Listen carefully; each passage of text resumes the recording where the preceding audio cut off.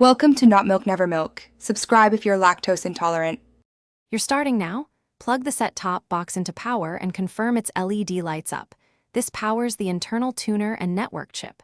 Next, connect a quality HDMI cable between the box and an HDMI port on the TV HDMI 2. 0 for 4K, HDMI 1 is fine for HD. Then decide network. Ethernet gives steady throughput, wireless saves a cable. You'll enter Wi-Fi credentials later. Once done, leave the box and TV off until cables are secure. Now power on the TV and switch to the HDMI input you used. Enabling CEC lets one remote control both devices, which simplifies navigation.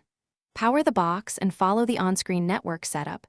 Choose Ethernet for faster, reliable streaming, or enter your Wi-Fi name and password if wireless. The box often checks for firmware updates. Install them because they improve stability and codec support. Next, sign in to your provider account so the box can decrypt channels and sync your subscriptions.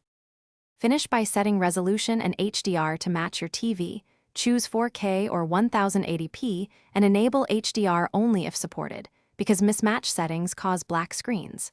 Run a channel scan or install streaming apps, then set audio output to TV speakers or optical receiver. Configure parental controls and preferences before regular use. If you encounter no signal, do one key troubleshooting step. Power cycle both devices. Try a different HDMI port or cable.